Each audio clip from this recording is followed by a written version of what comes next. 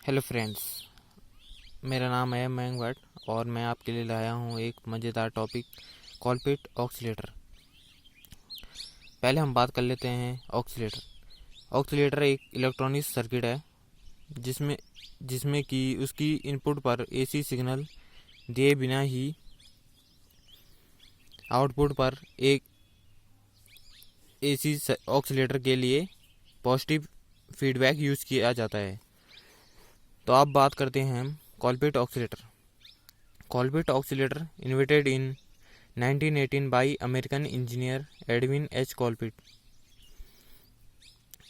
यह American engineer Edwin H Colpitts के नाम पर ही कॉलपिट ऑक्सीलेटर का नाम रखा गया है।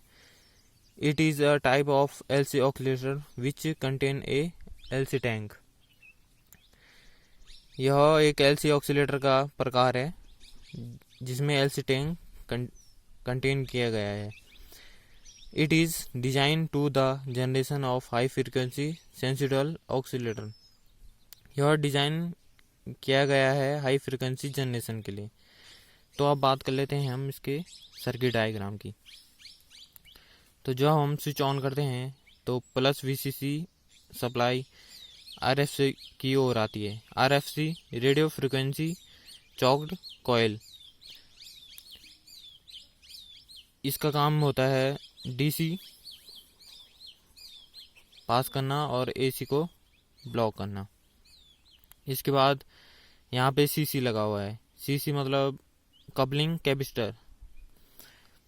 इसके बाद जो एलसी टैंक लगा है इसे कहते हैं हम एलसी टैंक।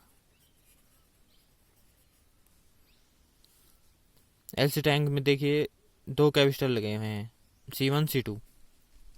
जब यहाँ से सप्लाई आएगी तो C2 और C1 पर पॉजिटिव चार्ज होगा तो दोनों कैपेसिटर चार्ज होने लगेंगे।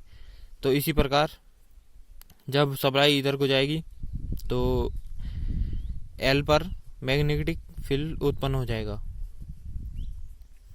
मैग्नेटिक फील्ड उत्पन्न होने के कारण एल भी चार्ज होने लगेगा।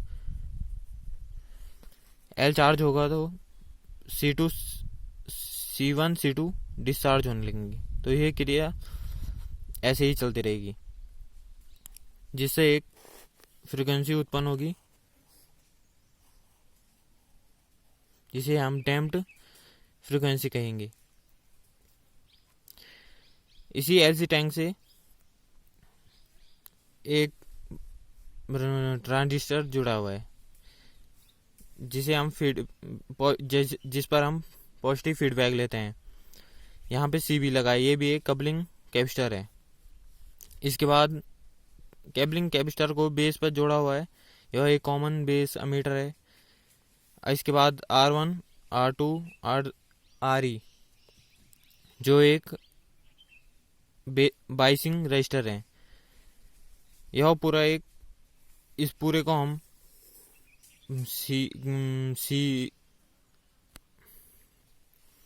इस पूरे को हम सी मान सकते हैं, जहाँ पर सी एक कपलिंग कैपेसिटर है जिस पर हमें आउटपुट मिलती है। सी जिस पर हमें आउटपुट मिलता है। तो जब यहाँ पे ये क्यू है तो इस पे 180 फेज शिफ्ट होती है क्यू पॉइंट पर, और एलसी टैंक पर भी 180 फेज शिफ्ट होती है।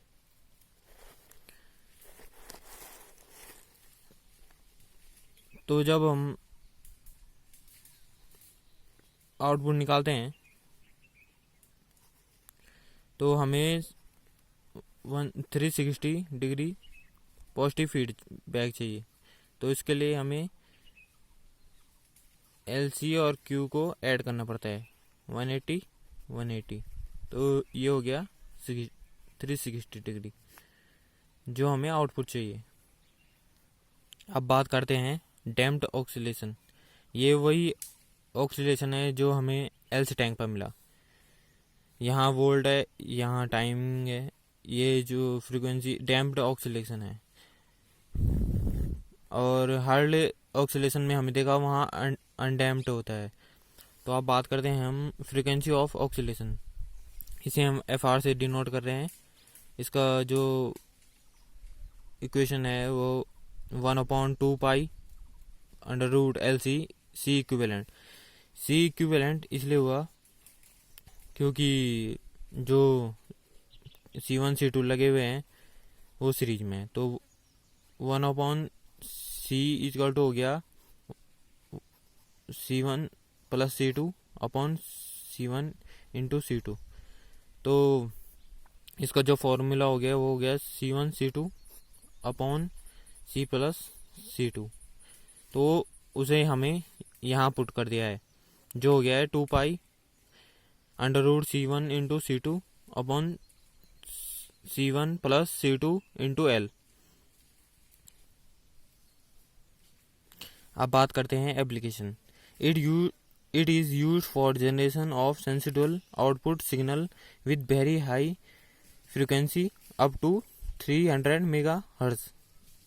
मैंने शुरू में भी कहा था कि इसका उपयोग जनरेशन के लिए, हाई फ्रीक्वेंसी जनरेशन के लिए किया गया है। जो हमें आउटपुट मिलती है वो 300 मेगाहर्ट्ज मिलती है। Second, it is frequently used for the application in which very wide range of frequency are involved।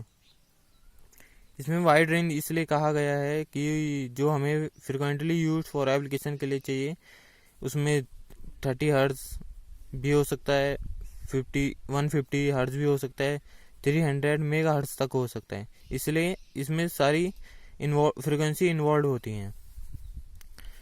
Third, use for development of mobile and radio communication. इसे हम डेवलपमेंट में यूज कर सकते हैं, mobile communication and radio communication में।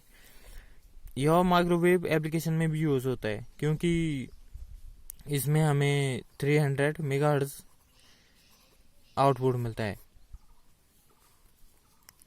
300 megahertz हमें इसलिए मिलता है क्योंकि ऐसे टैंक में हमें 180 डिग्री और Q पॉइंट पर हमें 180 डिग्री फेज शिफ्ट मिलती है, जिसे हम 3 ऐड करके 360 डिग्री कर देते हैं, जो हमारा पॉजिटिव फीडबैक है। Thank you guys for see my video. अगर समझ नहीं आया तो वीडियो को दोबारा रिपीट करें। Thank you.